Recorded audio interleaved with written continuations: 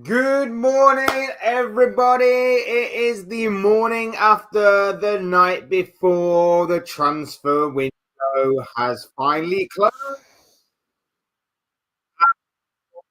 A transfer window it was. An incredible transfer window. Majority of teams got a lot of business done. Um, Good business as well. Incredible business. My team did the business throughout the entirety of the transfer window. But it wasn't like they had it all their own way. And the one moment of drama and the entirety of yesterday revolved around Liverpool's pursuit of Marc Guehi, which we are going to get into. I'm just going to share my thoughts on the Marc Guehi situation that, of course, saw Crystal Palace at the 11th hour pull the plug on the entire deal to stop Marc Guehi from going to Liverpool. It's like the only thing that Liverpool didn't manage to get their hands on in this entire transfer window. We're going to talk Marc Guehi. We're going to talk the transfer window overall for Liverpool. Anything that you guys want to talk about as well, of course, feel free to get involved in the chat and we will discuss it. But how are we all doing? Hope we're all doing well on this Tuesday morning.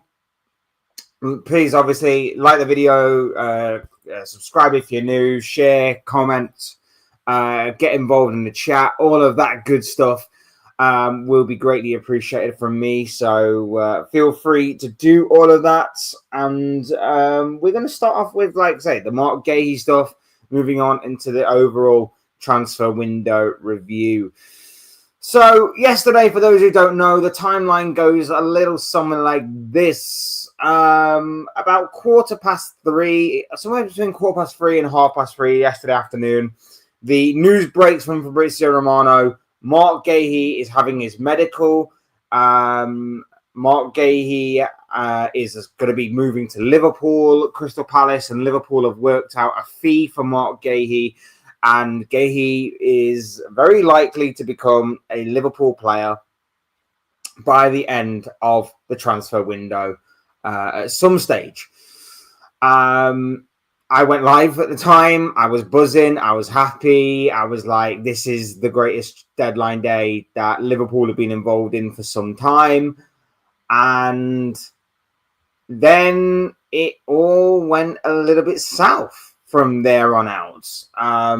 As we were live about an hour or so into the stream, news breaks that Crystal Palace's move for Igor Julio is very much in jeopardy, very much in doubt.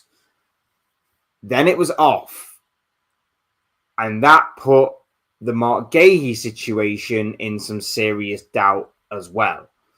And because of that move collapsing, the move for the Brighton defender, who has now gone to West Ham, by the way, it meant that Palace weren't getting, in Oliver Glasner's mind, the right kind of cover for their captain leaving. So they were only getting one centre-back through the door rather than two. The deal sheet was submitted before the 7 p.m. deadline. Everybody is there scrambling, searching for updates on the Marc Guehi situation, myself included, of course. And then about half an hour to 45 minutes later, after the deadline had closed, it's brought out by the likes of David Ornstein that the deal's off. The deal has collapsed. The deal is off. Palace have pulled the plug. And the reason why Palace have pulled the plug, like I say, is because of Oliver Glasner. Glasner went to the board, said that he doesn't feel like there's enough cover for Guehi, and that if his captain is to leave right now, the reports online were that he was threatening to leave as well. Glasner has just under a year left on his current deal at Crystal Palace. There was reports as well out there that this will be Glasner's final season with Crystal Palace. And if I had to hazard a guess, I would say that maybe with obviously Glasner being the most successful manager in Crystal Palace history,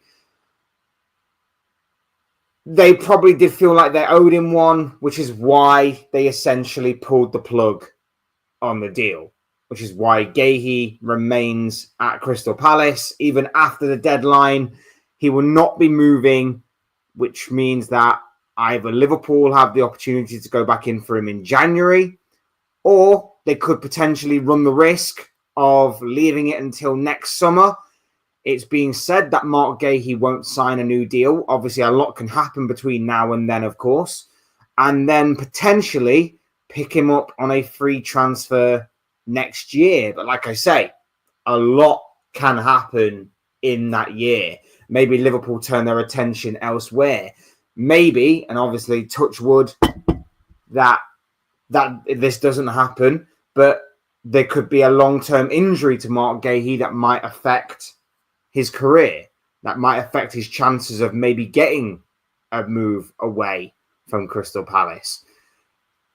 Anything like that could happen. It's being said that Guehi has been the model professional throughout this entire thing, throughout this entire saga, and even when the kind of, I guess you would say, bad news came that he was messed around a little bit yesterday with obviously going through the entire process of a medical. Even when the bad news came that he wasn't going to be moving, he said to have taken it on the chin. Whether that is the case or not, obviously remains to be seen. But fair play if that is the case. And like I say, the reality of the situation is Guehi remains a Crystal Palace player. Big up to Kumar Singh. Hope you're doing well, my bro. Lovely to have you here with us on this Tuesday morning. He says that he can get Guehi in January for less money. I mean, that will possibly be the case. I mean, I'm going to assume that if I had to hazard a guess, I think depending on how our centre-back options go between now and January, I think we will go back in for him in January, and obviously we'll get him for less money, like you say. I think we could get him for anywhere between 10 to 20 million. I think anywhere in that price range will be enough to tempt Crystal Palace into a sale. The strange thing about it is that all summer long, we were being told that Palace were wanting to get something out of Marc Guehi rather than nothing. And of course, now that obviously they decided to keep him in this summer transfer window, they are running a big risk of potentially not getting anything at all for him. So Liverpool could go back in for him in January, like you say, or depending on how our centre-back options go, like if Joe Gomez's injury problems actually stop, which would be miraculous in themselves. And thank God Joe Gomez didn't go yesterday. Otherwise, we could have been in a real spot of bother in terms of our defensive options going forward into the rest of the season up until at least January. If Konate's injury problems stop as well, and I guess it would depend. I guess it would depend on that. I think we should go back in from in January. I think it is probably worth paying about the 15 million mark, 15, maybe 20 at a push for Marc Guehi. I think that will be the case. I think it is definitely worth it. I think it is definitely worth paying the money in January rather than taking your chances in the summer to maybe get him on a free transfer. Like I say, there could be a lot of different options available to Marc Guehi in the summer. He's just that good of a defender and that good of a player. Maybe there could be some sort of return to Chelsea potentially. Maybe there will be options to maybe join a Man City, maybe an Arsenal. We know how much Arsenal love a defender. Bayern Munich, maybe other places abroad. Maybe there could be some different options and choices available to Marc Guehi elsewhere. obviously Liverpool will do their chances no harm if they are obviously successful this season. And let's face it, after the transfer window that we've had, we should be successful this season. So there is a good possibility that the success will shine through and Marc Guehi will still want to be a part of that Liverpool setup. But ultimately, I think Liverpool did as much as they could. Maybe we could have gone in earlier. I mean, when you look at the entire saga as it is, Marc Guehi entering the final year of his deal. Palace knew he was entering the final year of his deal. Palace, like I said, the story is that Palace wanted to get something out of Marc Guehi in terms of a transfer fee, something rather than nothing, because they knew that Guehi was looking elsewhere. They knew that although Guehi was going to be the model professional about it, that the chances is that he's not going to sign a new deal, which means that they had to cash in on a worthwhile asset, and they missed a big opportunity here. And here's the thing as well. Two things to come out of this story. Number one, I know it's being said that he's been the model professional. Everybody's been comparing him to the likes of Victor Gyökeres, who went on strike at Sporting in order to force a move to Arsenal. Everybody's comparing him to Alexander Isak, who went on strike to get a move to Liverpool. Everybody's comparing him to Johan Visser, who went on strike to get a move to Newcastle. And basically stating, look at that. Even though Liverpool were interested all summer, the guy still remained professional. The guy still remained a solid leader, a role model, someone to look up to, someone who went about the business in the right way. And then vilifying the other three that I mentioned for forcing their way, for looking out for the best interest in their career. This is why players act the way that Isak, Gyökeres, and Visser have done. Because you can't trust a football club. Now, maybe he is taking it in the best way, and maybe he is not actually too bothered about not getting his move. It has been said that he's open to playing the final year of his contract at Crystal Palace and then leaving on a free next summer.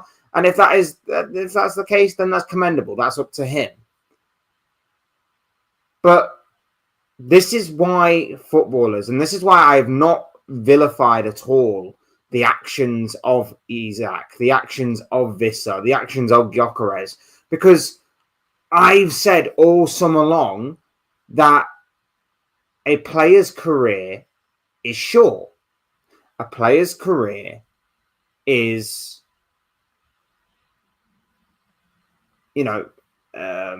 very, very, what's the one I'm looking for?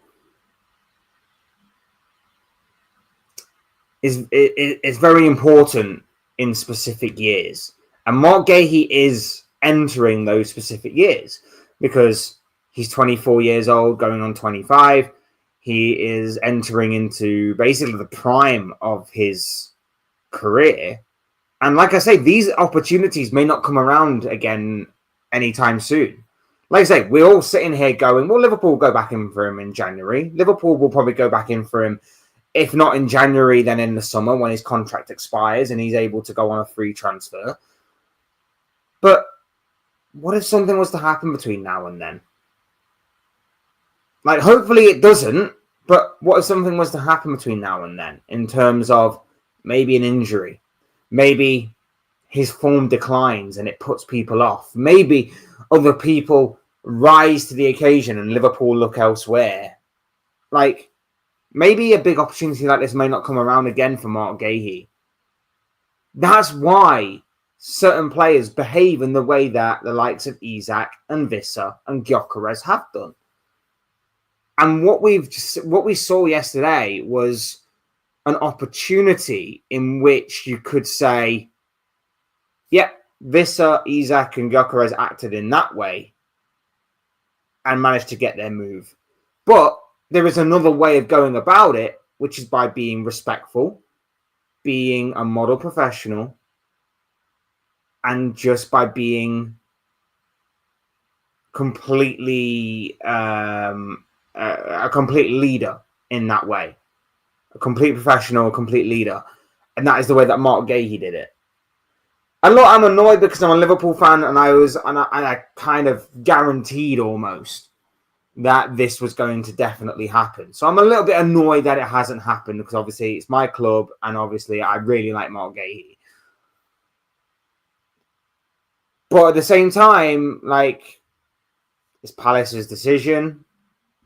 It's I think they've somewhat let him down because again, the reason why Guehi is still there is because reportedly Glasner said you either keep Guehi or not only does Guehi leave, but I leave as well.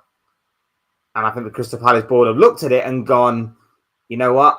Our most successful manager in our history, we owe him one.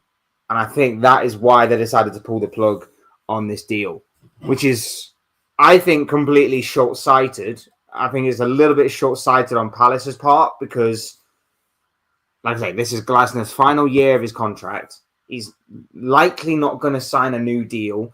There's reports out there that he's got an eye on another big Premier League club that could come in for him. And let's face it, a manager could leave at any time. And you never know what the future may hold in terms of that aspect. He could go to Bayer Leverkusen tomorrow after the sacking of Erik ten Hag yesterday. He could go to Bayer Leverkusen tomorrow. And then Palace are left with, well, we kept Guehi for you. What the hell? Ruben Amorim could get sacked tomorrow. And they could come calling for Palace and Glasner. And he could go because, with all due respect to Palace, United is a bigger challenge and still a bigger club. And would he care? No. But at the same time, he's managed to tempt Palace away from that. There's also a conspiracy theory that I did have in terms of he forced Palace to keep Guehi in order to have him leave on a free transfer at the end of next year. He gets a big job like the United job, for example, and then he takes Guehi with him to Man United. That's also a conspiracy theory I had. And, obviously time will tell on that one. But we shall see. We definitely shall see if that is the case. But, if we are to talk about and speculate on this situation as it is right now,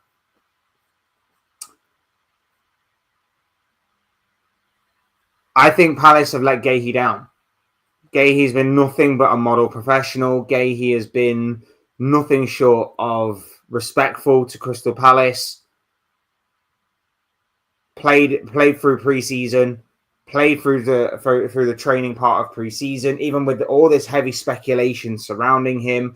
Played and won, helped win the Community Shield for Crystal Palace. Obviously, Palace have had a pretty decent start to the season. And yet, at the end of it all, he doesn't get his move. He doesn't get the move that he was very much open to having, playing Champions League football with Liverpool, being hopefully, and fingers crossed, successful with Liverpool. He doesn't get the move. And to me,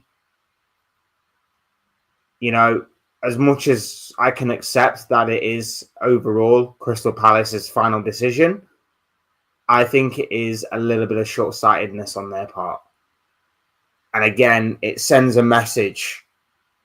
It sends a message after what has been and gone this summer, like I say, in terms of the Isak saga, in terms of the Gyökeres stuff, in terms of what happened with Johan Visser.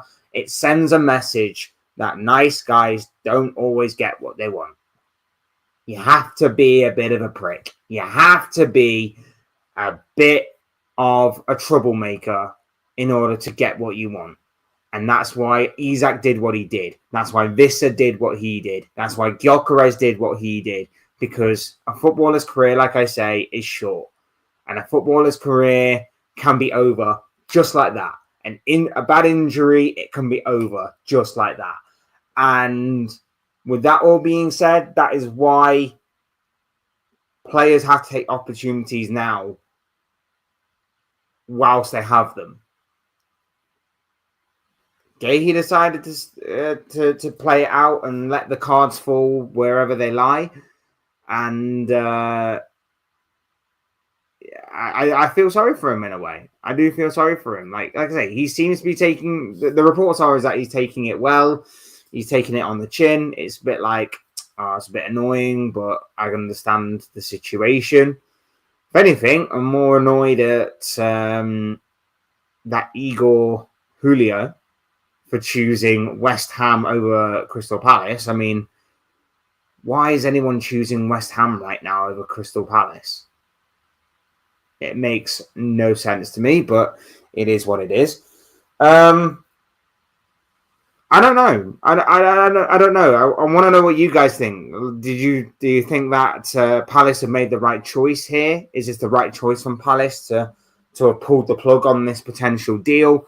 Is it the wrong move from Palace? Is it a bit of short-sightedness on their part? Or is it the right move for Guehi overall? Let me know what you guys are thinking and feeling in the chat. Yeah, it was just mad drama yesterday. It was just the only bit of mad drama, the only thing that Liverpool hadn't managed to obviously acquire in this transfer window. And look, overall, am I annoyed by the move that got cancelled? Yes.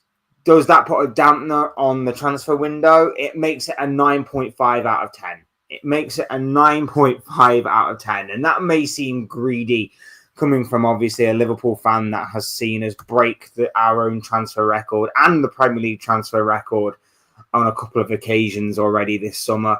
We've bought in the vast majority of positions that we needed to strengthen. We've upgraded the side. We've reinforced the side. We've replaced certain players in the side.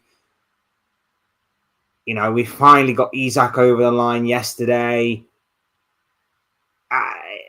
It's been an incredible, phenomenal transfer window. A transfer window beyond my wildest dreams that I could ever have imagined. Especially going into it going, okay, we're promised a big transfer window. We're hoping for a big transfer window. But will these guys actually deliver on that promise? Because we've heard it time and time and time again. And to be fair to them this year, they definitely did deliver. They definitely delivered on this transfer window. But at the same time, the cherry on top of the icing on top of this particular cake would have been Marc Guehi. And he is staying at Crystal Palace because of the interference of Oliver Glasner at Crystal Palace that has forced them to pull the plug. Is that weak ownership on Palace's part? Potentially. Like I say, Glasner's not going to be there in a year's time.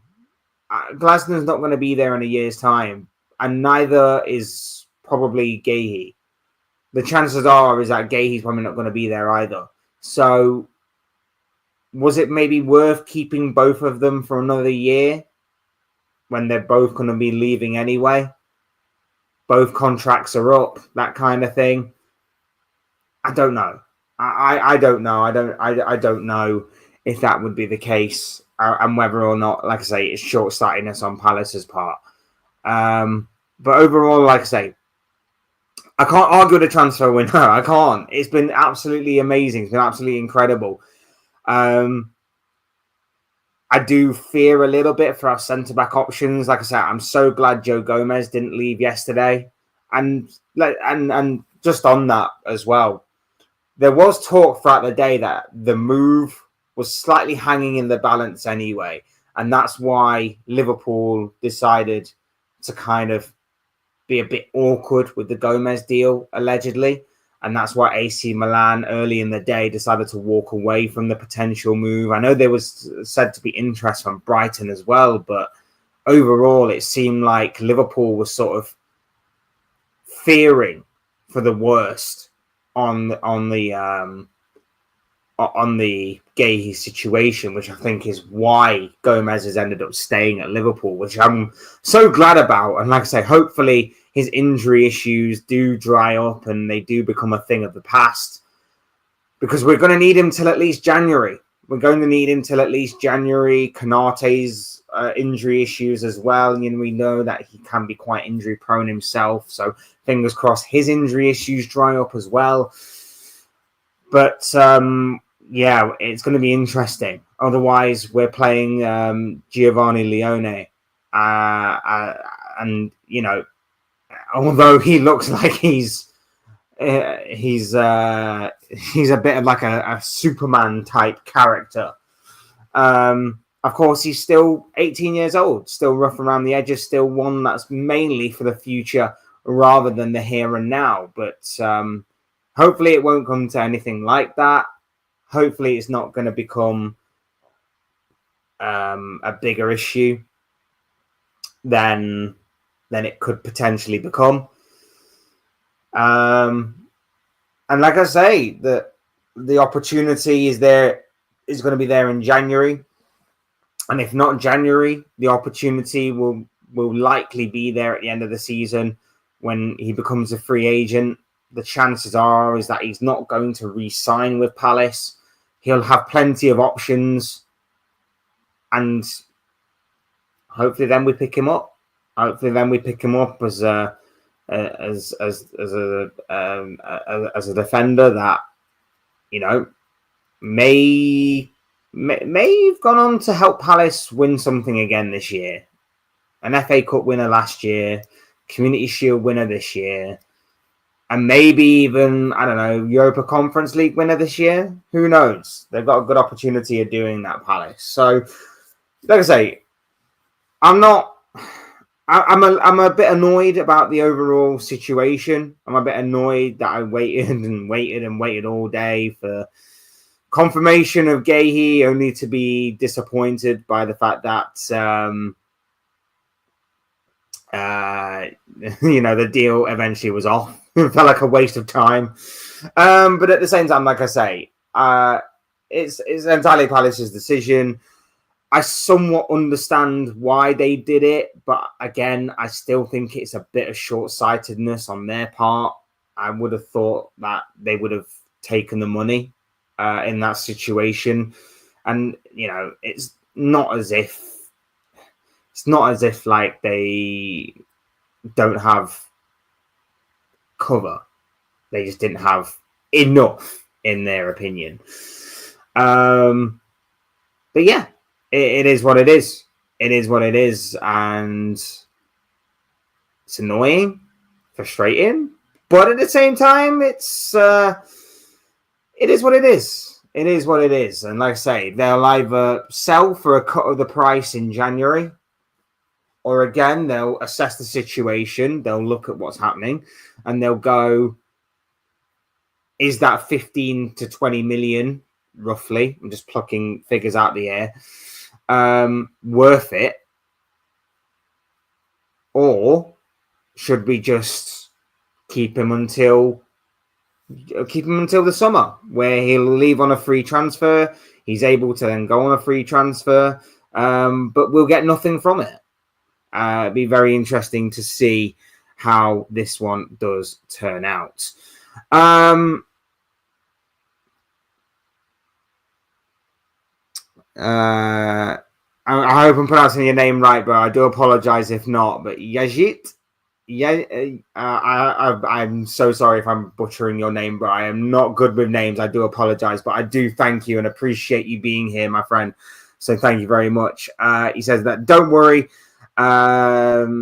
we will sign him in January. I think we will. I think it might depend on our centre-back issues by then. I think that if obviously everything is okay, and depending on our standing in the Premier League table, we might take our chances in the summer of next year and maybe sign him then when he's going to be a free transfer. But like I say, if Gomez is constantly injury prone and is in and out of the team, if Konate does something, or hopefully that doesn't happen.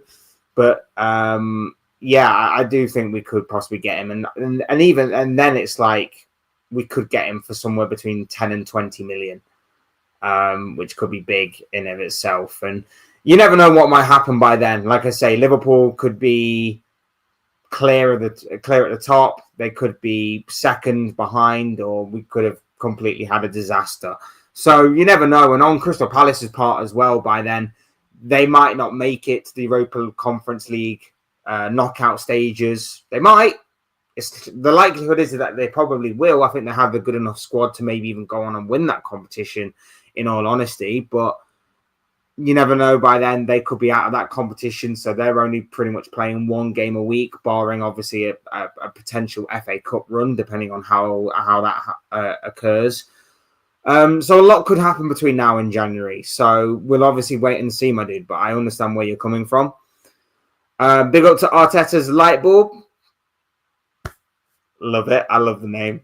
Absolutely love the name, my dude. Arteta's light bulb. Arteta's lemon. Was it lemon that he squeezed? Orange, lemon, something along those lines. What other crazy things? Arteta's boombox, where he plays "You'll Never Walk Alone" for training. Just thinking of all the random things that Arteta's done over the years. Arteta's hiring of pickpocketers. Yeah, random stuff like that. I love it. Anyway, sorry, I'm rambling. Love the name. Love the name. Palace shot themselves in the foot. They lost out on money. Yeah, I mean, like I say, the story all summer is that Palace were looking to cash in on Guehi no matter what, because they didn't want to lose out on money. So for them to go back on, well, seemingly, obviously, if the reports were definitely true, to miss out on money like the way they have done, it's crazy to me. It's a little bit crazy to me. It's and again, it's not this sort of big club elitist mentality of like, well, we don't have to worry about this. And I'd be saying the same thing. Like, it's part of the reason why we as Liverpool fans were annoyed at Trent, because he barely got us anything. Now, eventually, obviously, in the end, Real Madrid did pay a little bit of money towards the Trent deal because they wanted him early for the Club World Cup. But at the same time, we still missed out. We still missed out on more money that we could have got had, obviously, he been a bit more straight, direct, and transparent with us. But yeah, I completely agree. But yeah, I think it's a bit of short-sightedness on Palace's part, but at the same time, it's their decision, it's their want. And this is why, again, I talk about loyalty happening both ways between club and player and club. It's why I talk about loyalty. It's why I've talked about in this live stream already the fact that certain players have decided to go about their business in certain ways this summer. Isak, Gyökeres, Visser. They're the main three. Act a bit of a prick and you get what you want. Act like a nice guy and a professional and you get messed around a little bit. Hence why personal terms were all done. Hence why the contract was pretty much signed. Hence why everything was agreed. But then Palace just didn't give the green light in the end. And I'm assuming, by the way, that the agreed fee wasn't in writing or anything. I'm assuming the agreed fee was sort of like a verbal thing. Because I would have thought, like, if everything was agreed, the fee, the terms, the medical was done. I thought if all three of them were agreed, I thought it was pretty much a done deal. And there was nothing the club could then pull the plug on. It would have to be pulled from the players' side. But I guess it's not as straightforward as that. I guess it's sort of like, well, the club can still pull the plug even if they have agreed a fee. So it's interesting. But yeah, we move. Crystal Palace and manager have every right to hold their player. We can't do anything. Would have loved to have him, but it was just a bad dream. Yeah, it's put a dampener on things a little bit. But at the same time, like I say, we can't fault the transfer window. We can't fault what an incredible, phenomenal transfer window this has been. And yeah, I agree. Like I say, overall, I do agree with you. I do agree that it is Palace's right to do this. It is Palace's final decision at the end of the day on what they wanted to do. So yeah, I do agree. It is on Palace. It is on the manager. The manager gave them an ultimatum. It's either we both go or we both stay. And like it was essentially that, as reported by a number of top journalists yesterday. And Palace went with them both staying. And again, might be short-sightedness because again, a manager can leave at any point. Guehi's now there until at least January. So Guehi's there for now at least another 3 months or so. But Glasner could walk tomorrow. If RB Leipzig, who sacked Ten Hag yesterday after just 2 games, by the way, incredible stuff. After just 2 games, if RB Leipzig wanted to move for Glasner tomorrow, they could do. If Manchester United sacked Amorim tomorrow and went in for Glasner, he'd probably leave. Aston Villa with Unai Emery, Nuno Espirito Santo at Forest, whoever it may be, Glasner could walk tomorrow away from Palace. And then this whole exercise of giving the club the ultimatum of whether or not to cash in on him whilst they have him would have been pointless. Absolutely pointless. But we shall obviously see how things turn out. Guys, remember to hit the like button and subscribe if you're new. Both things are always and forever be greatly appreciated. Appreciate each and every single one of you being here on this very early Tuesday morning stream. Absolutely love it from you guys. You guys are absolutely awesome. So thank you, each and every single one of you, for joining me. Continue to get involved in the chat as well. This is fun. This is really good. This is what I love about talking football. Just love talking football with you all. He either comes in January like Van Dijk or he signs a pre-contract agreement with us. Yeah, that's true. There's a pre-contract agreement. I think it will deter. I think the outcome of that will probably determine on whether or not our centre-back option, what our centre-back options are looking like. I also think maybe if we are like 15 points clear, maybe we might not. But at the same time, I think a lot will depend on where we are in about 3 months' time. Who knows? So, yeah, I'm 100% get where you're coming from, my dude. I'd like to jump on with you sometimes. Yeah, man, I appreciate it, man. Like like maybe not today because I don't see this one going long with all due respect. I've got things to do, but yeah, definitely sometime. Like I do appreciate you being here, and I definitely would appreciate more people coming on the show because, like I say, content, opinions, thoughts, all of that good stuff makes for a great and interesting show. And I like to get as many people on as possible because talking football is just awesome. It's just amazing. So really do appreciate you being here, my dude. And yeah, I'd love to get you on at some point if you fancy sticking around and obviously you fancy staying. So appreciate that, man. I apologize if I'm going to butcher your name as well, dude. I am so sorry if I do. Frizo? I am so sorry, man. I am so bad with names. But I do appreciate you being here. So thank you very much, my dude. I hope you're doing well. if you can't see what Super Duper Mick is doing, then you can jog on down the lane. Super Duper Mick. I think the Kool-Aid runs out for you this year, my dude. The Kool-Aid runs out for you, my bro. We must sign Guehi come January, or if we can't, we must get a pre-contract arrangement with him to avoid other clubs. Just to need to pray Konate and Gomez don't get injuries. Yeah, absolutely. That's going to be the worry. If those two go down, we need to wrap them in bubble wrap, cotton wool, and whatever else. Because if those two go down,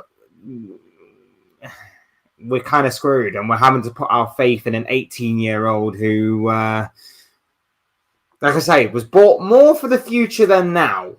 Like I say, even though he does look like an absolute beast, yeah, we'd have to put all our faith in him. So fingers crossed Konate's injuries are a thing of the past. Fingers crossed Gomez's injuries also stop very, very soon. But at the same time, yeah, I completely agree. It's gonna be a nightmare. It's gonna be a nightmare to watch, because every single time that they go down and they're holding their leg or whatever, every Liverpool fan is gonna be concerned and worried.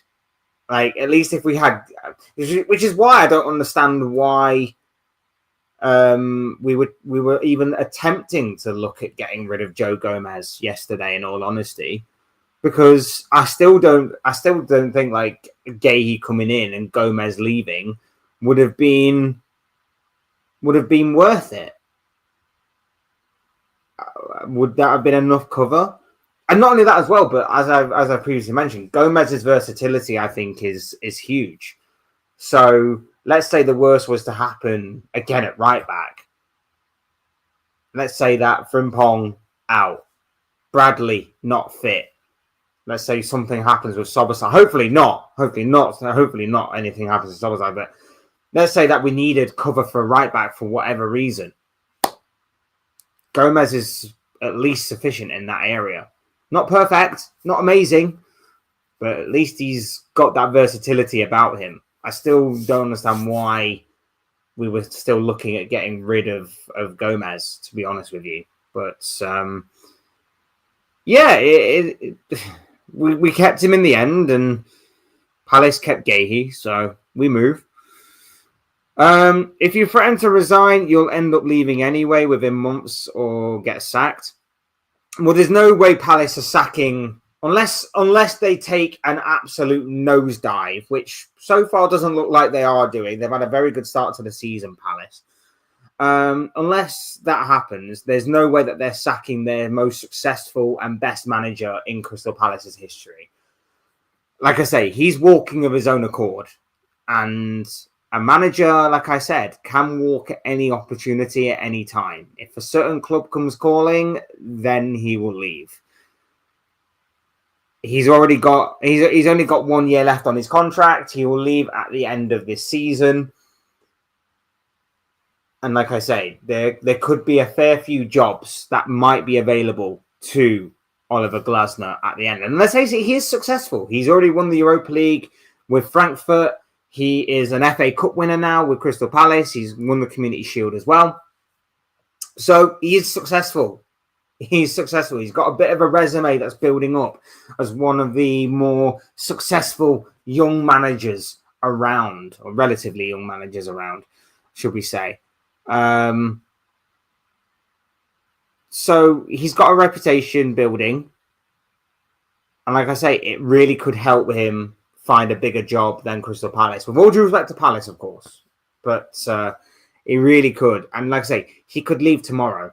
If RB Leipzig came calling, I would probably assume he would probably go. If Man United got rid of Amorim tomorrow, he probably would go there as well. If Villa got rid of Unai Emery, he could go there as well. like I said, there is a number of possibilities, I think, for him. SSB, welcome along, my bro. Lovely to have you on board with us this morning. Hope you're good. When I heard the news, I lost my head. Yeah, I mean, it's a frustrating one because fans outside of Liverpool are probably looking at us going, what the hell is wrong with you guys? You just had an unbelievable transfer window and you're losing your heads over Marc Guehi, over one player. You've smashed the Premier League transfer record. You've broken your own transfer record, not once, but twice.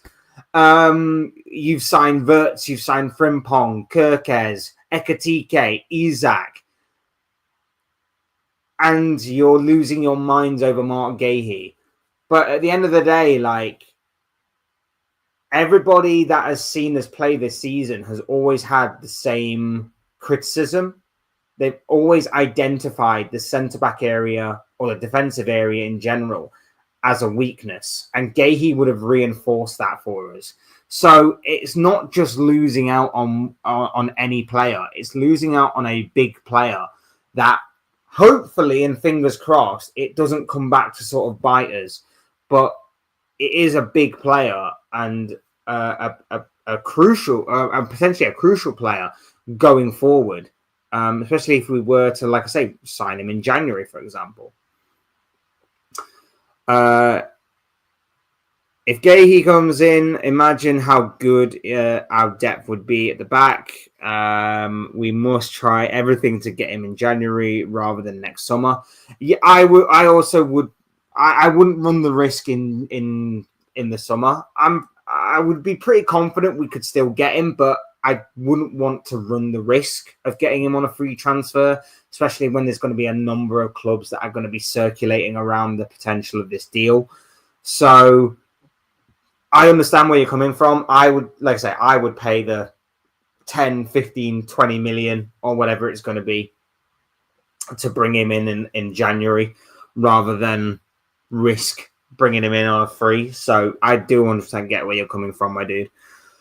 Reports are saying that Liverpool are coming in January with a 20 million offer. Yeah, I would.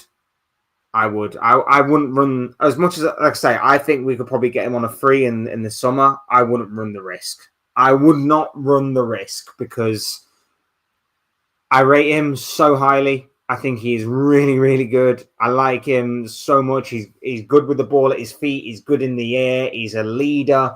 Model professional, leads by example, 24, 25 years of age, so he's in a good sort of age range there, and is Premier League proven, and you're not really going to get that for 20 million elsewhere, so you might as well get him whilst the opportunity is there. Massive opportunity that will be. Palace were going to get 35 million, but now they're going to have to get only 15 to 20 million. If they do sell in January or lose him on a free next summer, it's a lose-lose situation for Palace. Could be. If he helps them, obviously. I mean, it might not be. I think if they manage to keep him all season and he wins them like a Europa Conference League, I think they would take that over. I think Palace would take that. I think if you were to offer them, I think even if you were to offer them like 35 million in January, but you could either say to them, look, you can either sell Marc Guehi for 35 million, or he could help you win a Europa Conference League, which is guaranteed if he stays. Which one are you taking? I think Palace would take the Conference League, in all honesty. I really do think they would take it. I think the memory and the achievement would probably outweigh the money side of it, because I think that's the kind of club that Palace are. They're not. I don't know. It'd be interesting to see if there are any Palace fans out there that may think that way. Could be interesting though. Could be an interesting situation still. Big up Derek. Hope you're doing well, my bro. Love to have you on board with us. He knows now it doesn't pay to be the nice guy.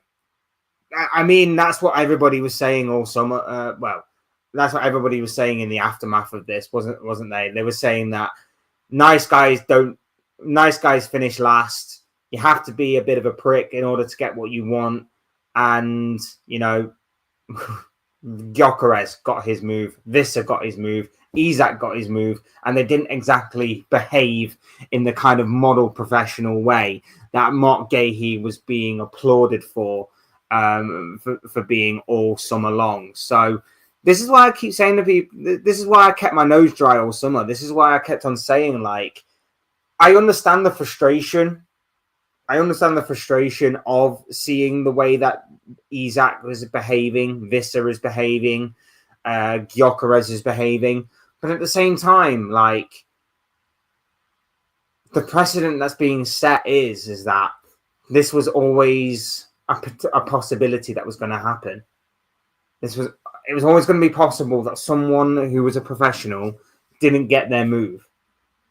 You could even throw in Jürgen Strand Larsen as well. Like, I know he didn't really kick up much of a fuss. I know it was kind of like a last minute kind of thing with him, but he seemed open to a move as well to Newcastle. Didn't obviously materialize. So, again, it's a very strange situation, but the precedent that I think will now be set is that everybody talks about player power winning. Well, if players look at this situation and compare it to Isak, for example, if they want to move in the future, they're going to do the same thing. Palace may have just opened a big door here for more players to kick up a fuss, to not turn up for training, to go on strike, to demand and force a move out, to drop statements in the way that Isak has, Visser has, and so on.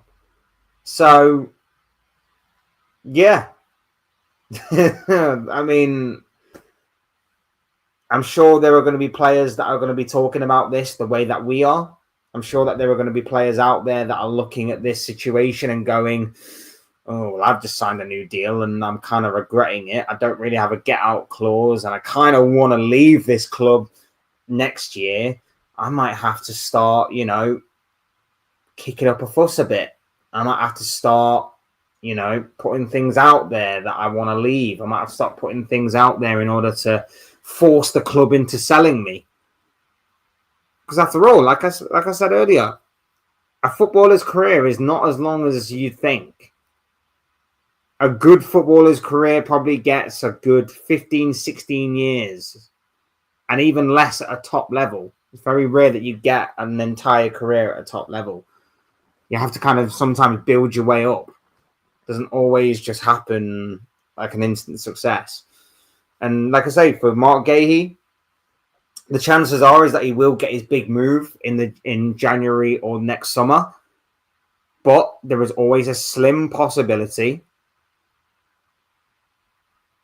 that it might not happen. And the reason it might not happen is because Guehi could have a change of heart. Guehi's form and performance could obviously drop. He could pick up some sort of serious long-term injury that could affect his career. There's no guarantees. Hopefully he does get his move because he does deserve it because he's a bloody good player. But at the same time, you never, ever know. You never, ever know. Guehi can become a free agent if he buys himself out of his contract, but not sure he's the type of guy to do that. No, I think with the way he's conducted himself this summer, I think he's content with what's happened. I'm sure he's annoyed because yesterday seemed like a complete waste of time, and over the past month or so, it's now a complete waste of time that he's gone through the whole rigmarole of agreeing personal terms with Liverpool, open to the move, and then obviously going through the medical yesterday, agreeing the fee. Well, the club's agreeing the fee. Yeah, I don't think he is the type of player to do that, in all honesty, my bro, but I understand where you're coming from.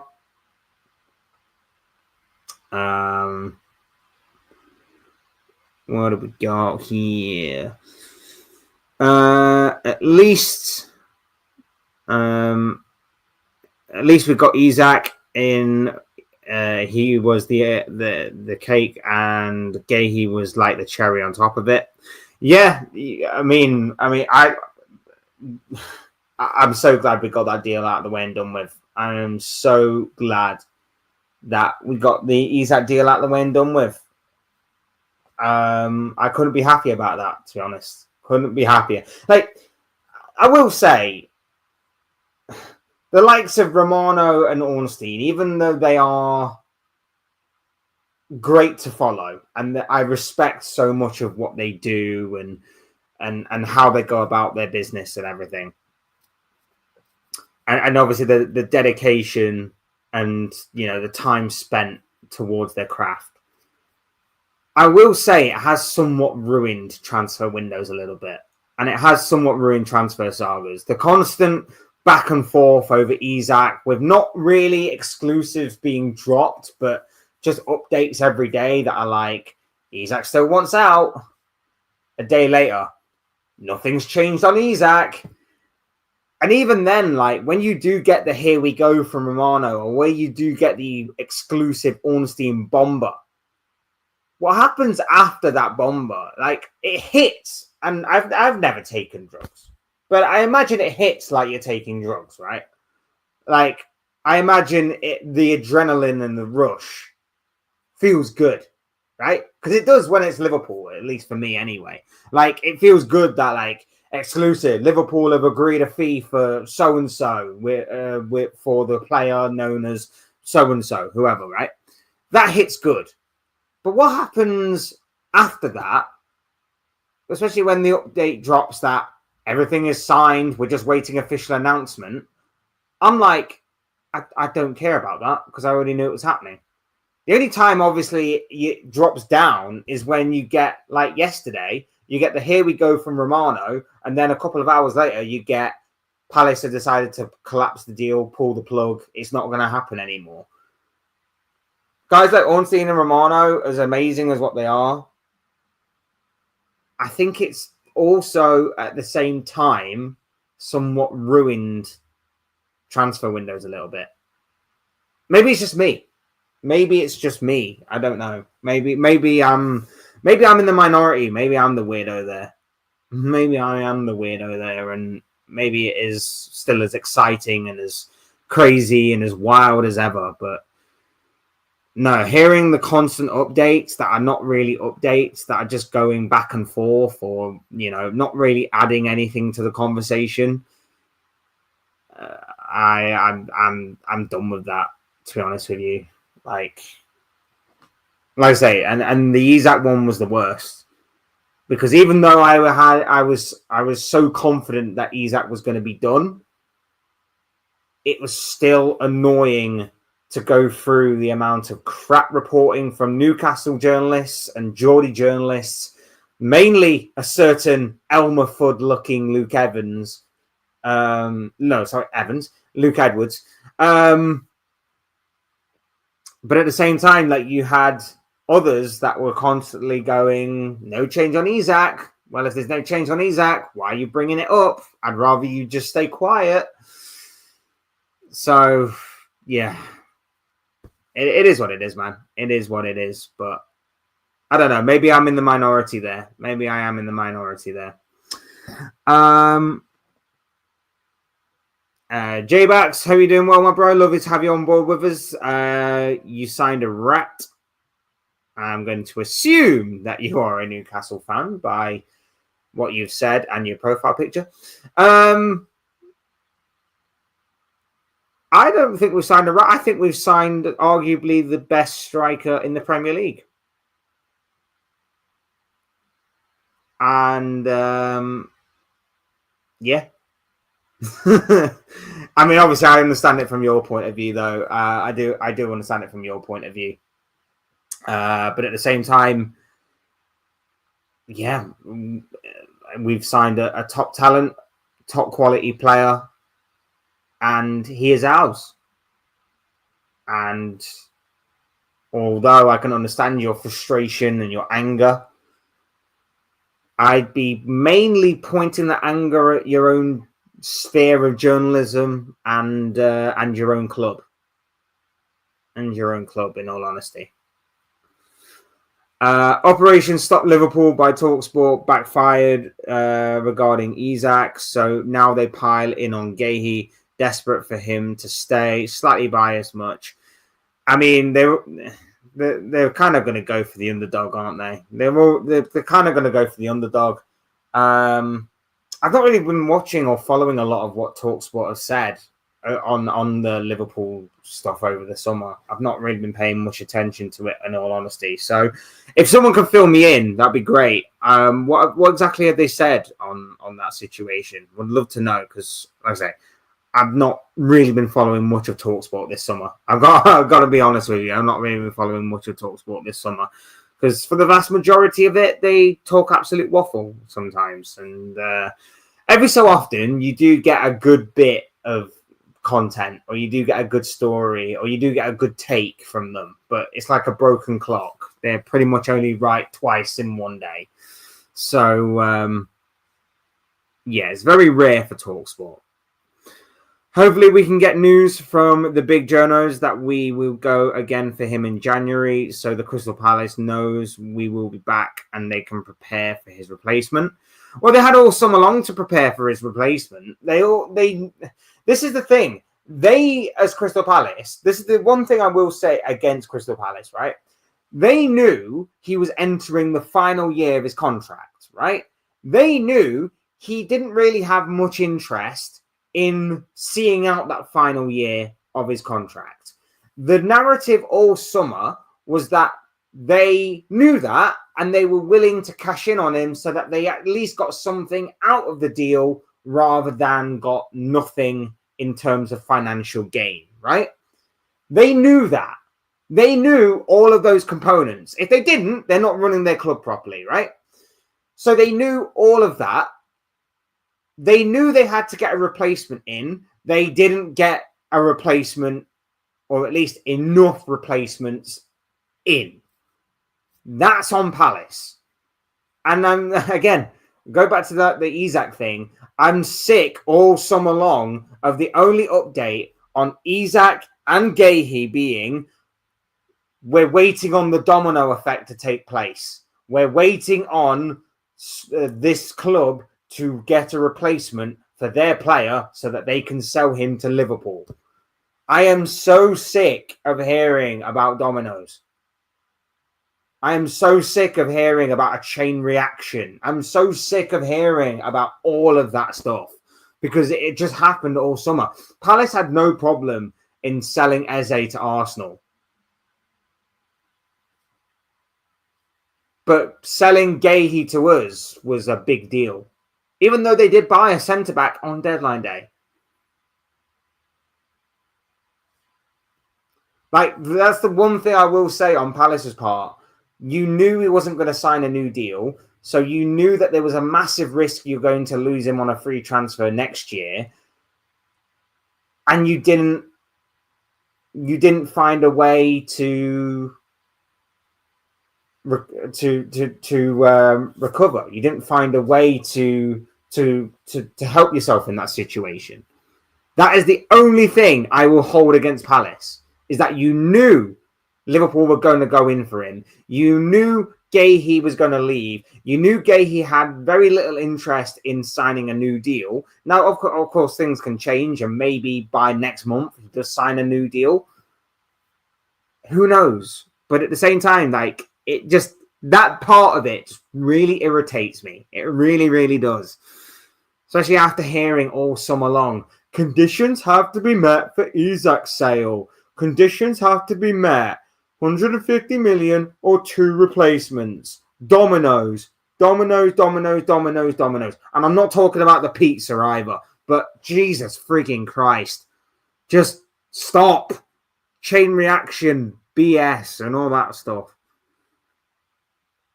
They even prepared his farewell video. He must be pissed off. Yeah, I heard that as well. I heard that that video was done and they were preparing for it. And then obviously at the 11th hour, the plug gets pulled. It's madness, isn't it? Absolute madness. As a Liverpool fan, definitely does not make sense how the manager can step in like that, like this. Think we'll get in, get him in January. Morning to you. Hope you're feeling great. Big up to you, Kevin, as well. Lovely to have you back with us, my friend. Has there ever been a situation like this where the manager stepped in?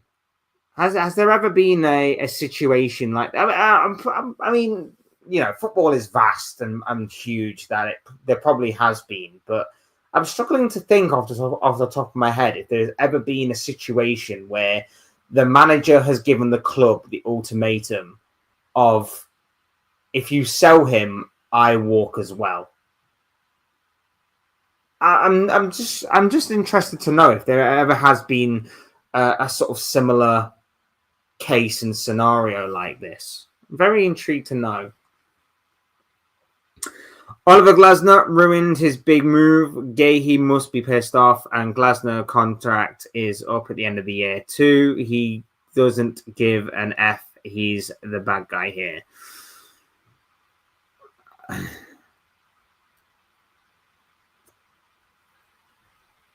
The one thing I will say is that Palace need to do something this season now. This needs to obviously work out in Palace's favour. Like, they're not going to go down. They're not going to go down. They've got too good of a squad to not go down, and like they've got too good of a squad to go down. So they're not going to go down. At the very worst, they're going to be the fourth worst team in the division, which I don't even think that's the case either. I think they are higher than that. I think there are definitely 4 worse teams in them, probably 5 worse teams in them, probably 6, probably 7.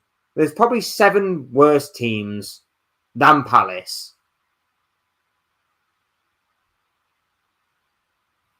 So they're going to be fine. So realistically, keeping him, even if they didn't keep him, they probably still would be fine. But keeping him, they should go on and do something great, right? Retain the FA Cup, win the Europa Conference League, push for some sort of European football for next season. Otherwise, I do understand your point. What is the point? Guys, make sure we are liking the video and subscribing. If you're new, both things will always and forever be greatly appreciated, and continue going in the chat as well. Lovely talking to you all on this Tuesday morning. I think we're going to go for probably another 20, 30 minutes or so. Depending on how things obviously continue to progress in the chat here. But yeah, thank you all for being here. Really do appreciate each and every single one of you and the support that's being shown. You guys are absolutely awesome, and I cannot thank you enough. He threatens the owner. He will walk out if Guehi leaves. He's a bad guy. I don't know. The kind of nice guy in me understands where he's coming from, but at the same time, I don't know. Should he be getting involved in that situation? Should he just be leaving it to the club? I don't know. I genuinely don't know. I don't know. I don't know if he should just be leaving it to the club or not. As a Liverpool fan, definitely think he was getting Isak. If Newcastle hadn't got any players, Liverpool come with 150. What Newcastle still have sold the player, still would have sold the player, in my opinion. I don't think Liverpool would have ever gone in with 150. I don't think Liverpool would have ever gone in with 150. I think they would have tested the waters again with what they had. And regardless of whether or not Newcastle have brought in replacements, I think that would have been the highest Liverpool would have gone. So Liverpool have played it very, very well, and they've schooled Newcastle. And as I said in the video yesterday that I put out, Newcastle journalists have been misleading Newcastle fans and rival fans all summer. Newcastle journalists have been lying to them. Newcastle journalists have been hypocritical. Newcastle journalists have been gaslighting. Newcastle journalists have tried every dirty underhand tactic to A, make Isak out to be the complete bad guy in this situation, B, make Liverpool out to be bad guys in this situation, and C, divert any blame whatsoever away from Newcastle, away from calling out the club until yesterday, where a certain Luke Edwards actually put the blame on Piff, on Newcastle's owners, and he actually compared them to Mike Ashley. This professional journalist who called his followers, called his called the people that follows him and supports him and whatever simpletons, all right, genuinely called out Piff yesterday in an article because he claims that they were bullied in selling Isak. No one bullied them. No one forced them to sell Isak. Isak left because they sold him. Like the narrative all summer was that they were never going to sell him. The statement was never going to change their minds. They were never going to sell him until this past weekend, where the story completely flipped. The story completely flipped. And he had the audacity to not only seek validation for breaking the story, but he also called the current owners worse than Mike Ashley. It was bizarre. It's beautiful, the meltdown. And Luke Edwards in particular has lost any remaining credibility. He lost. Any remaining validation, he lost. The guy's a fraud. The guy's a freak. Get rid. Just, if you are watching and you're a member of a Newcastle fan base, just get rid of the guy. Don't ever believe a single word he says ever again. Just get rid of him. The guy's useless. The guy's a fraud. The guy's an absolute clown.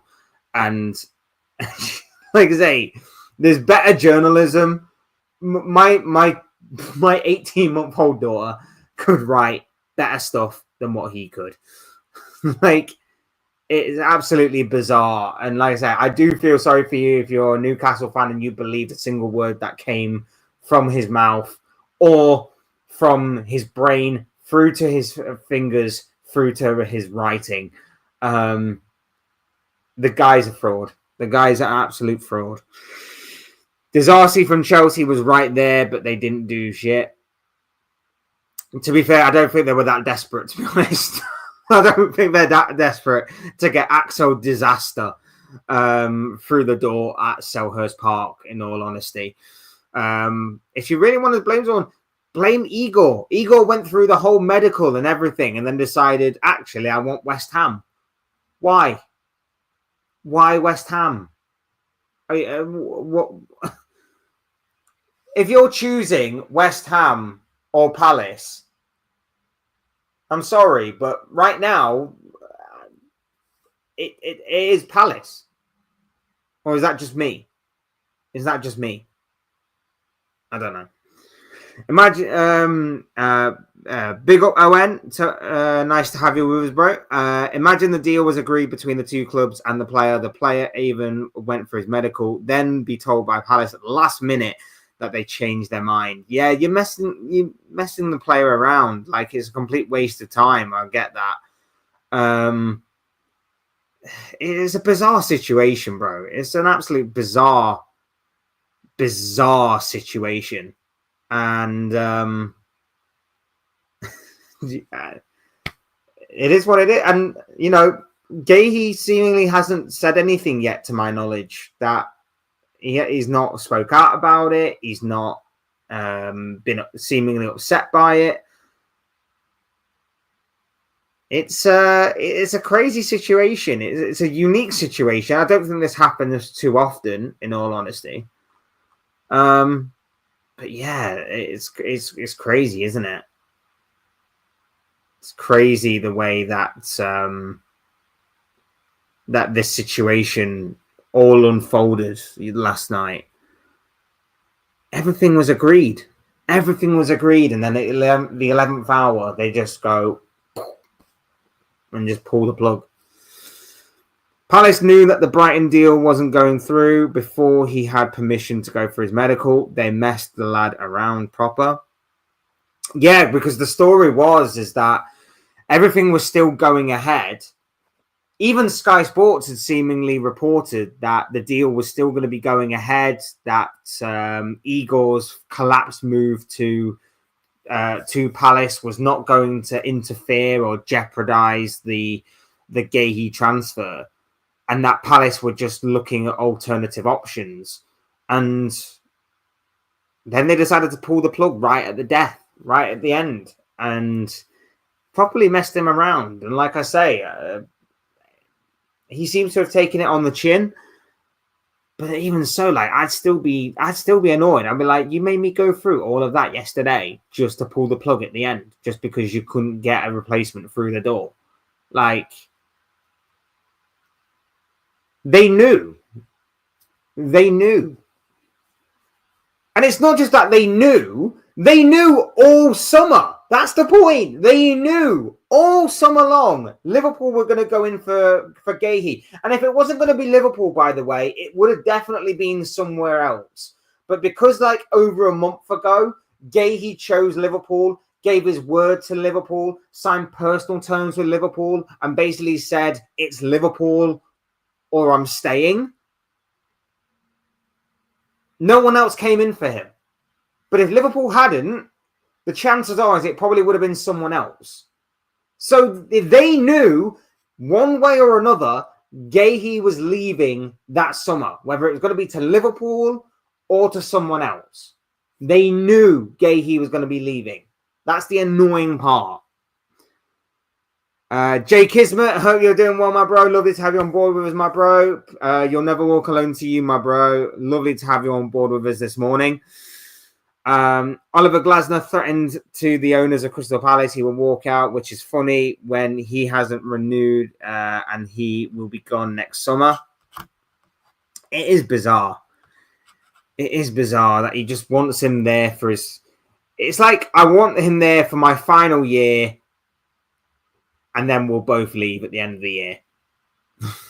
Which actually does fuel my conspiracy early on in the video that potentially he could just be trying to let him leave on a free transfer next year, just in case he gets a big Premier League move somewhere else, and then he can potentially take Guehi with him.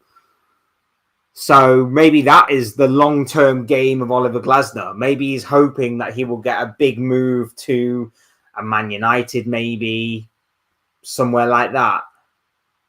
And then he'll go, Guehi, we have a good relationship. Do you want to come with me to this club? I know you wanted to go Liverpool last year, but if I'm at Man United next year, you want to come with me to Man United? Actually adds more fuel to that fire, doesn't it? Just throwing it out there.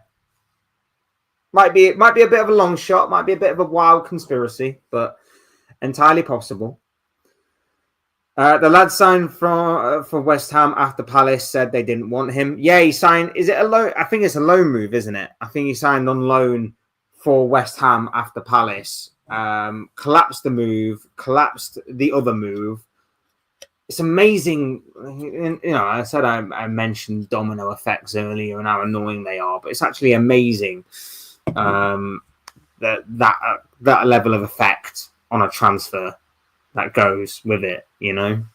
It is amazing to see that the entirety of it all unfold.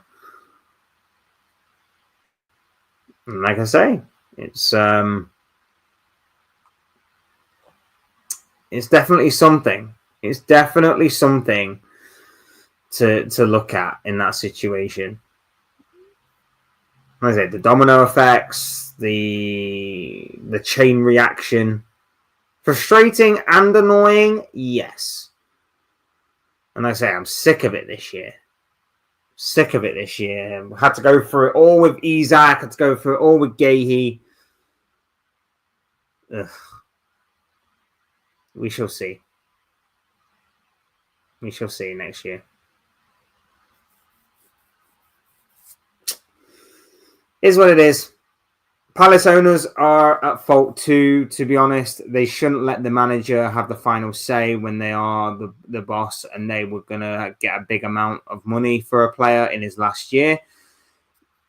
I was mentioning that earlier. Like, is that a sign of weak ownership, that you basically were influenced by the manager? I mean, I can understand on some level you may have some sort of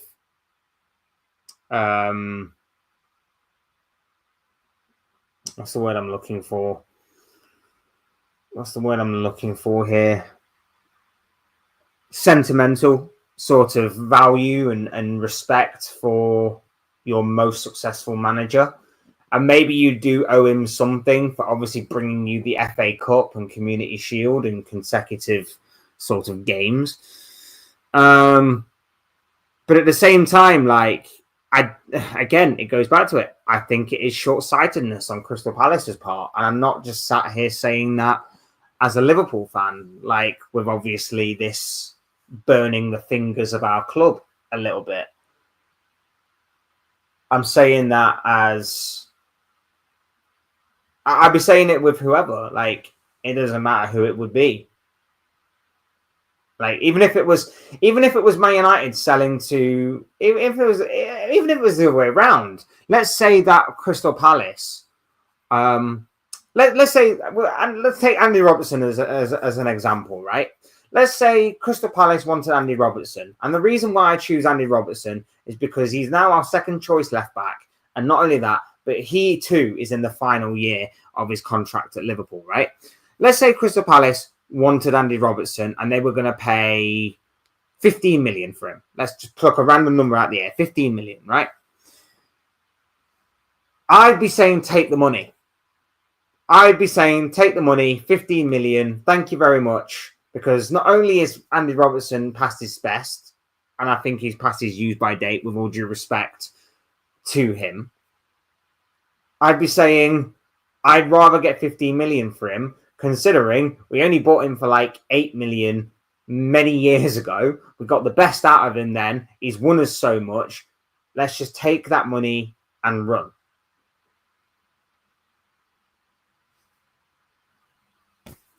I wouldn't be saying, out of sentimental reasons, because he's won us so much, because he's helped us be so successful, let's just keep him. It's only one more year. Who cares if we lose him on a free? It's just business. It's just business. And I do think, like I say, there's a bit of short-sightedness on the part of Palace there. But like I say, it's their club, it's their move, and on a level we have to somewhat respect it, even though they've messed us around. Even though they messed us around, because I'm not saying it would have happened, but there is the slim possibility we could have maybe secured a loan move or something in the final few hours of the transfer window. It's, stranger things have happened, and I'm not saying that there was definitely movement for that to happen, but if we'd have known whilst his medical was happening at 3:30, by the way, with about 3.5 hours worth of the transfer window still to go,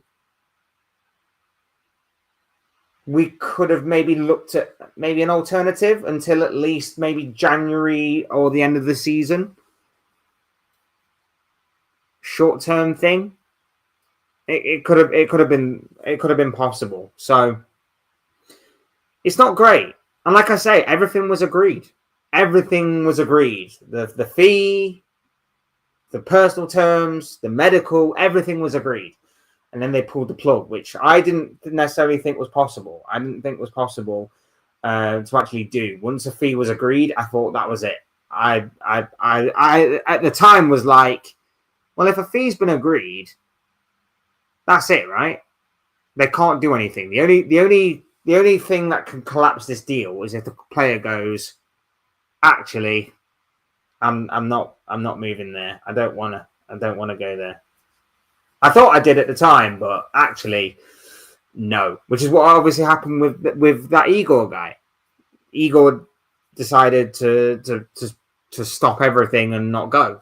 He decided to have a change of heart. And with that money, they could have waited till January and get their replacement. I think they had enough replacements as well. They've just wanted to properly stock up in that area.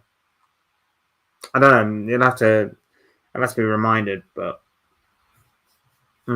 it is what it is.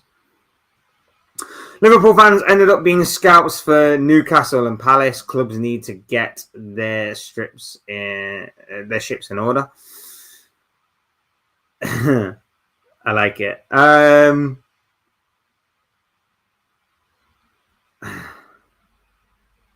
It's been a long, crazy transfer window. A frustrating, topsy-turvy one. Fact is, the fact of the matter is, we should have just gone out there and bought Newcastle's striker for them and then loaned them to him with an obligation to buy. And we should have done the same with a Crystal Palace centre-back, because that was the only way that deals were going to get done. That was the only way that deals were going to get done, is if Liverpool went out there and did it themselves. Everybody else was seemingly struggling. Liverpool are there going 40 million for Kirkez, 30 million for Frimpong, 100 and whatever million it was. I can't remember again off the top of my head for Florian Wirtz. We're just there going, yep. Obviously we secured 25 million from Mamardashvili last year. Leone, 30 million, I think it was. Yep, we'll take him as well. We're there just securing these transfers, and everybody else around us is like struggling. Everybody else around us is like, oh, we have to wait for this club to buy this player so that we can get this player. And then this player will then go to that club, and then that club will move. And then eventually when we join that chain, it was like, how are you not doing this faster? How are you not doing this faster?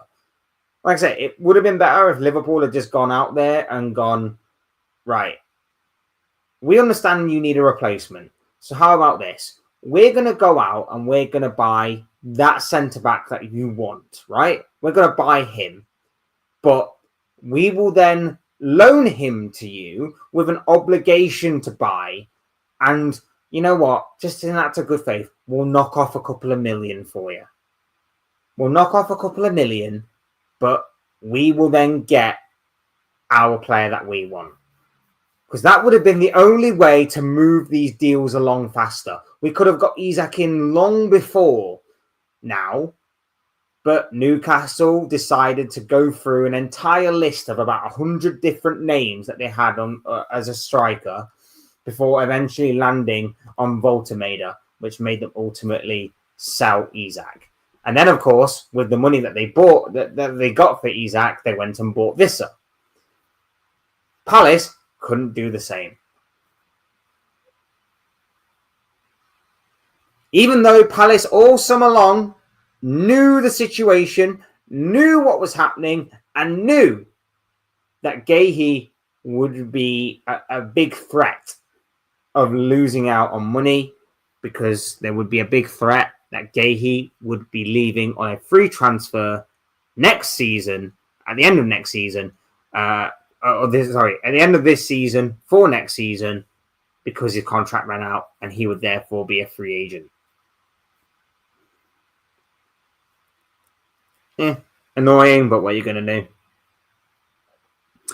This is why Liverpool usually do a lot of business early on to avoid all this nonsense.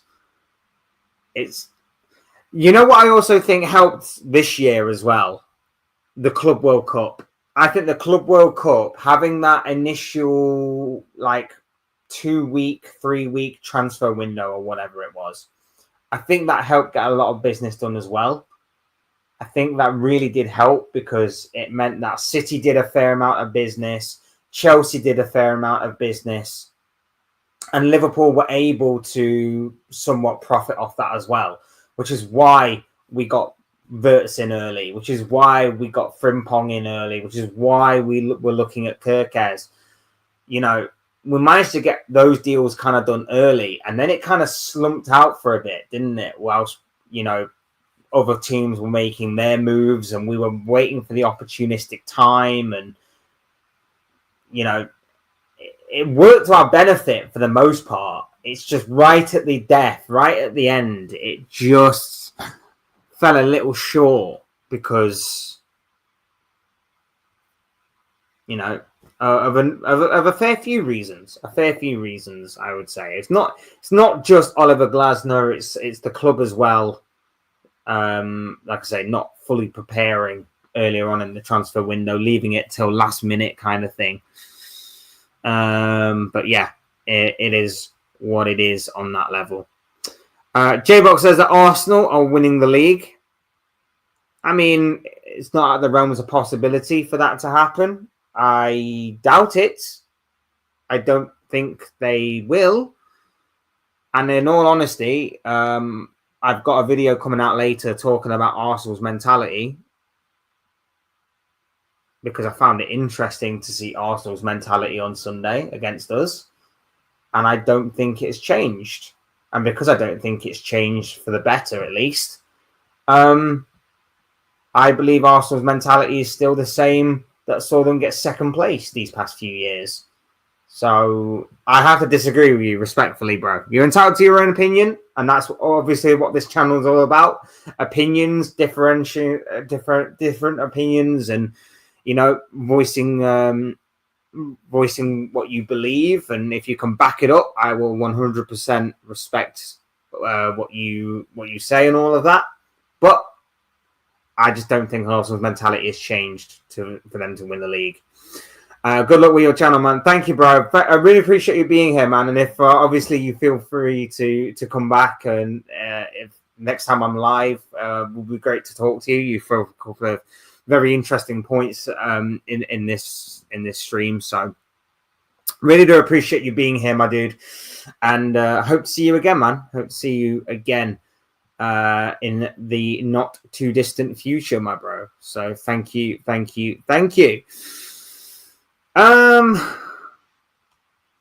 Just wanted to have a quick mention on Harvey Elliott. Harvey Elliott, an interesting one. Left Liverpool yesterday, a loan move with an obligation of 35 million to buy. Yeah, big up Jay, man. Absolutely loved you being there, my bro. Yeah, Harvey Elliott, 35 million obligation at the end of his contract. I think Aston Villa is a decent club for him. I've said all summer long, no matter where that guy goes, I think he's going to kill it wherever. I would have thought he probably would have gone Leipzig, which seemingly was going to be the case for a while. I don't know if the Erik ten Hag situation with Leipzig kind of threw a bit of a spanner in the works there. But it didn't work out there. Then I thought if he had to stay in England, it would probably be to a Crystal Palace, maybe being the Eberechi Eze replacement there. That again didn't work out, but it is Aston Villa where he has landed. And I think that is a very, very good move for Harvey Elliott. I think Harvey Elliott is a fantastic player. A player that I wouldn't have minded keeping, in all honesty, but I completely understand for his career and for the evolution of his career why he needed to go. I completely understand why he needed to go, and I wish him nothing but the best. I wish him nothing but the best of luck to Harvey Elliott at Aston Villa. I hope that his move is successful. I hope he does really well. And I also hope that when Villa travel to Liverpool, travel to Anfield, and he is named on the team sheet, that we give him a very warm and welcome reception, because the guy's been a very good servant for us, and it hasn't quite panned out the way that we probably would have expected or hoped, but he still was a big part of Liverpool. He still scored some important goals. He still created some big assists. and he still helped us to win some big games along the way. So fair play and big up to one Harvey Elliott. As long as 4 centre-backs stay fit, we'll be okay.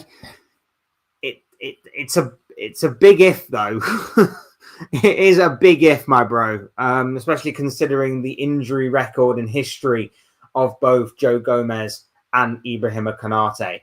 So it's a big if, but if we can get to January with that, then yes, we will be okay.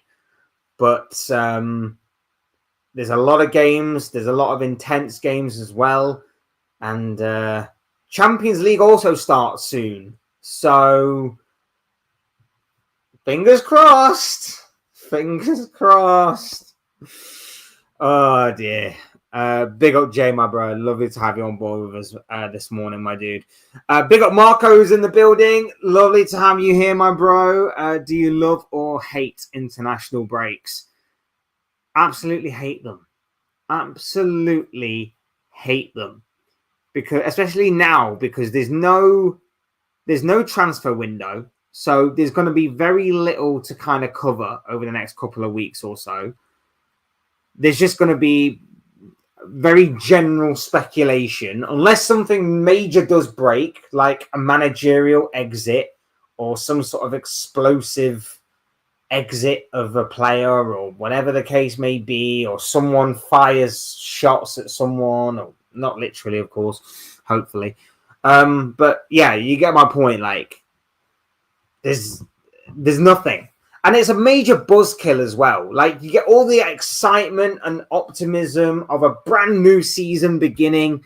You get 3 games into it, and then what happens? A boring, dull international break takes over. And I'm sure it's different for other nations. I'm sure other nations really enjoy the international break. And I'm sure that they are very happy to see their national team players. But for me, I couldn't care less. I could not care less about the international break. I really, really don't care about it. Because it's always England playing some sort of dull international game against a team that either we should be wiping the floor with, or a team that might be tricky, but England still win anyway.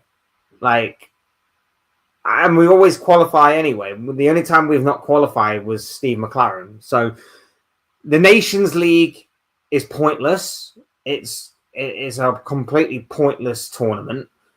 It's basically a glorified friendly tournament. The Nations League. It's completely worthless and useless and serves no purpose other than to go, we don't have international friendlies no more. We just have an international friendly tournament.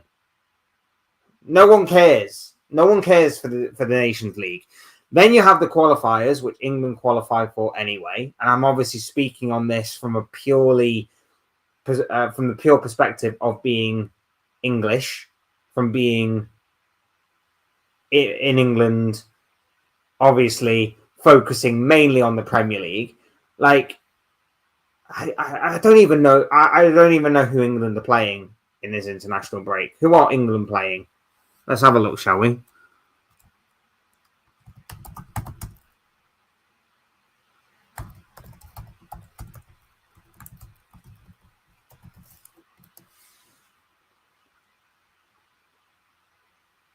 Andorra and Serbia. Andorra and Serbia.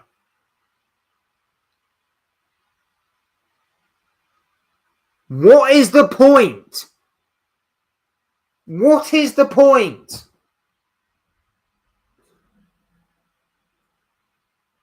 I don't know. Maybe I'm just looking at it from a defeatist sort of England perspective.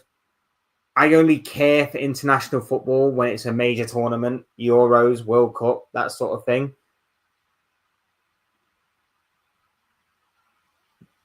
I couldn't care less. Qualifying, England should be qualifying every single tournament. That's just the way that I see it. It's pointless. The Nations League, no one cares for. I don't. Personally, for me,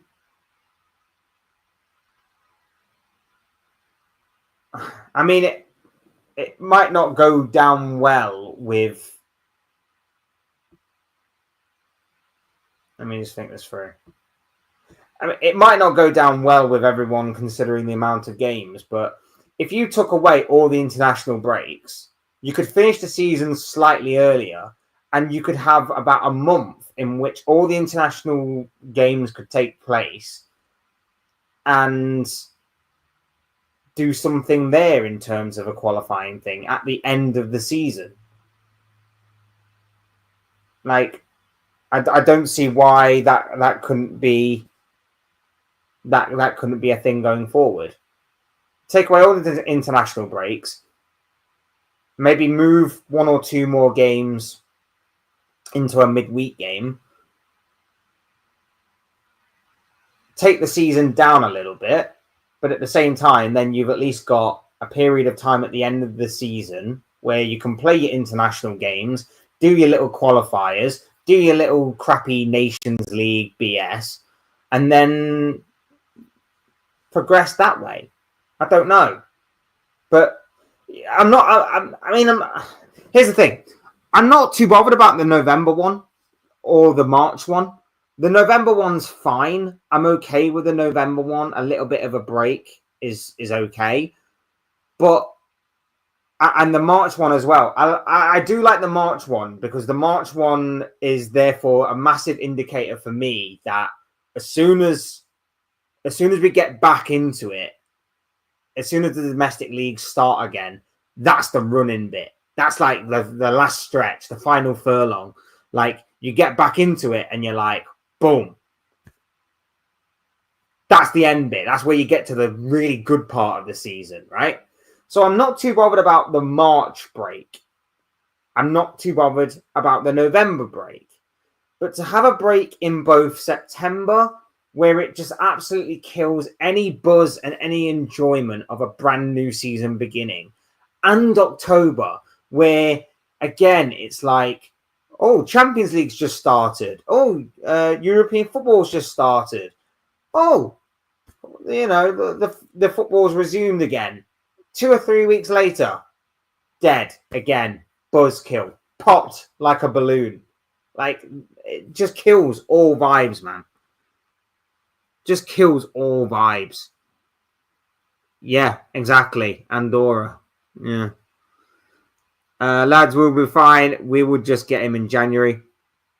Yeah, I would suspect so. And fingers crossed that we do, man. That'd be really great and good on our part if that was obviously to be the case. We're gonna wrap it up there, guys. We're going to wrap it up there, but I thank each and every single one of you for being here and contributing in the chat. You guys are absolutely awesome. I honestly cannot thank you enough for what you for being here this morning. And I think it would give Leone a chance to shine. Let's shine more as well. Yeah, I mean, I'm interested to see his development and how we're going to use him this season, but yeah, fingers crossed that might be the case, man. That'd be great if we can see him and see his development. Big up to you, by the way. I hope you're doing well, my bro. I don't know if I mentioned it. Sorry if I didn't. I usually do, but yeah, I do apologize, mate. I hope you are doing very, very well indeed, Inferno Gamer. Thank you for joining us, even though we're about to wrap things up. But I do appreciate you stopping by whenever you can. I really do appreciate it, my bro. So thank you. Guys, like I say, cannot thank you enough for being here. Not just join now. I was studying before. Oh, fair enough, my dude. Fair enough. I do apologize. I hope everything is going well with your studies and everything. So, yeah, big up to you, my bro. Working hard or hardly working? And then working hard, of course. But yeah, big up to you, my bro. I hope you're doing well. Thank you all for being here. Really do appreciate each and every single one of you being here. Like I say, hit the like button on the way out if you haven't already. Subscribe if you are new or want to see more content like this. Both things are always and for be greatly appreciated. Hit up the comment section now if you're watching on repeat. Anything that I talked about in this video or anything that you want to discuss for future videos. Any kind of topics you want to talk about, feel free to drop them in the chat, in the comments, because, like I say, it is the international break. It's going to be long. It's going to drag. So if you guys have anything that you want to kind of throw in there that you want to discuss or anything that I think will make for a great and interesting topic of conversation, throw it in there. Really would appreciate that. And yeah, thank you all so much for being here. Thank you to every single one of you that contributed in the chat. Thank you for everybody that's been watching. You guys are absolutely awesome. I cannot honestly thank you enough for the love and support on the channel. It really does mean the world to me. So I thank you, and I thank you even more for all of that stuff and much more. I've been Fletch. This has been another Fletch Talks live stream, and I will soon speak to you all again soon in a video or another live stream or whatever it may be. Cheers, guys. Thanks everyone for watching. Take care. Enjoy the rest of your day. Speak to you all again very, very soon.